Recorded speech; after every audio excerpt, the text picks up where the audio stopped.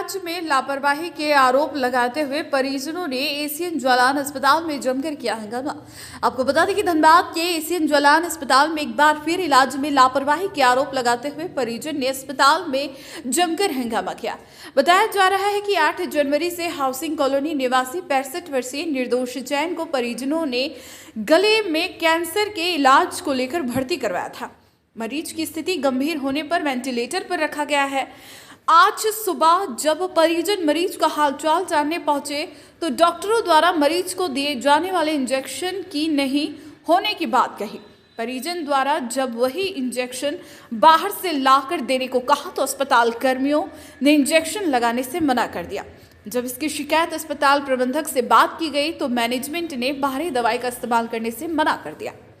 इस दौरान भर्ती मरीज की स्थिति बिगड़ती गई, जिसको लेकर परिजन ने नाराजगी जताई और प्रबंधक मरीज को अस्पताल से बाहर कर देने की धमकी दी गई, जिसके बाद परिजनों ने अस्पताल में जमकर हंगामा किया और अस्पताल प्रबंधन पर गंभीर आरोप लगाए।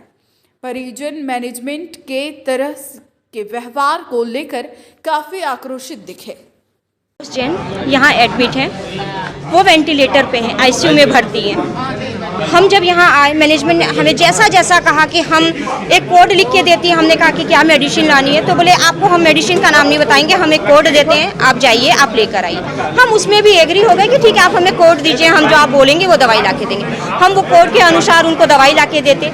ऐसा नहीं जब मेडिसिन हमें हाथ में आती है तो हमें पता चलता है 300 की दवाई, 400 की दवाई, 5000 में, 9000 में, हम उसके बाद भी चुप रहे कि नहीं हमारे पिता ठीक होके जाए। सबसे बड़ी तकलीफ तब हुई जो दवाई वो हमें कोड लिख के दे रही हैं, लेकिन अगर उनके पास नहीं है, आपने हमें थोड़ी देर पहले कहा कि ये दवाई जरूरी है, आप हमारे पिता के लिए ला के दीजिए, लेकिन अगर उनके पास नहीं तो वो दवाई जरूरी नहीं है, कैंसिल हो गई वो दवाई। हमारे पिता को लगना जरूरी नहीं है, चाहे वो मौत के मुंह में जाए, लेकिन वो दवाई वो नहीं लगाएंगे आज सवेरे, क्योंकि उनके पास नहीं है। क्योंकि वो तो 100 की दवाई 10,000 कमाएंगी ना, उन्हें तो पैसे कमाने ना, यहाँ पेशेंट नहीं देखना है उन्हें, यहाँ कि कोई परिवार कैसे जी रहा है। तो इसलिए तो आज उन्होंने हमें एक इंजेक्शन लगना था मेरे पिता को, हम इंजेक्शन लेने गए यहाँ पे, वो इंजेक्शन अवेलेबल नहीं था, तो हमें ये जानकारी थी कि वो इंजेक्शन कौन सा है। हमारे घर पे वो इंजेक्शन रखा था क्योंकि पापा को इंजेक्शन लगातार लग रहा था, तो हमने ला के दिया कि आपके यहाँ वो इंजेक्शन नहीं है, लगना जरूरी है तो आप अभी लगा लीजिए, फिर जब आपका खुलेगा हम आ जाएगा अवेलेबल तो हम ला देंगे।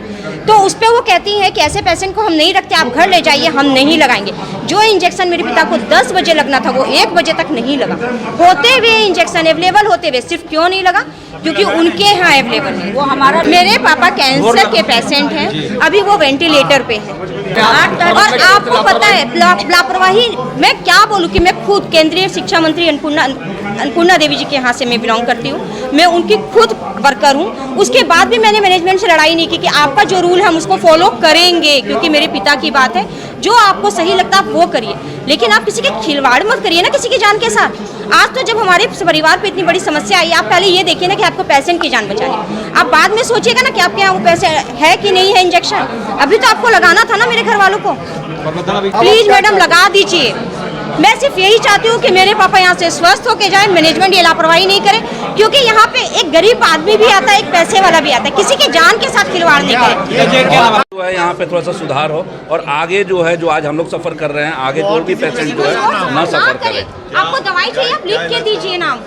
पापा का यहाँ पे जो वेंटिलेटर पे थे, न्यूरोकॉम का काम चल रहा था, ठीक है। अभी आज 20 दिन से 25 दिन से वो वेंटिलेटर पे हैं यहाँ पे, जो कि यहाँ पे 8 तारीख को हम लेकर के आए हैं, ठीक है।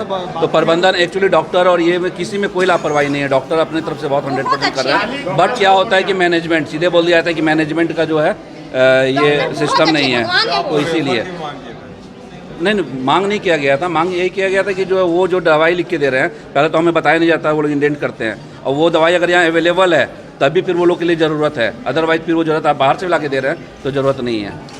देखा डॉक्टर साहब ने एक इंजेक्शन प्रिस्क्राइब किया, क्योंकि पापा का प्लेटलेट और ब्लड काउंट गिर रहा था, तो उन्होंने एक इंजेक्शन प्रिस्क्राइब किया। वो इंजेक्शन इनके यहाँ मेडिकल में नहीं था। ये लोग बता रहा हूँ, ये लोग का नियम, ये जो कर्म कर रही है वो निवेदिता नाम मैनेजमेंट को हटाता नहीं है।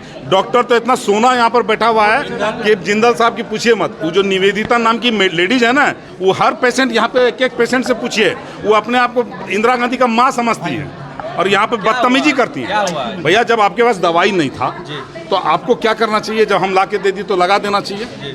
पेमेंट आप हमसे बोल देते कि ये दवाई आप हमसे खरीद लीजिए, आप जहाँ से लाए वहाँ वापस कर दीजिए, बोल सकते थे ना भाई हमको इसमें कमाना है। हमारा यही काम। तो इंजेक्शन लगाए नहीं, उन लोग बोले नहीं लगाएंगे, नहीं लगाएंगे, जब मेरा आएगा तभी लगाएंगे। 3 घंटा हम लोग बोले मंगा देते हैं, यहाँ कोई डॉक्टर बोला मंगा दीजिए, हम लगवा देते हैं। वो लगाने की कोशिश किया, उसको मना कर दिया गया कि नहीं लगाओगे।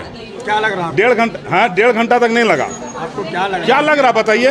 वो जब तक वो लेडीज रहेंगी जलान हॉस्पिटल में अच्छे डॉक्टर नहीं थे। अच्छा हमको बताइए ये अटेम्प्ट टू मर्डर हुआ कि नहीं? हम मीडिया आप लोग से पूछते हैं। 200 रुपए का अगर आप पैसा के लिए किसी पेशेंट को हॉस्पिटल में डिले करते हैं और वो मर जाता है तो क्या होगा?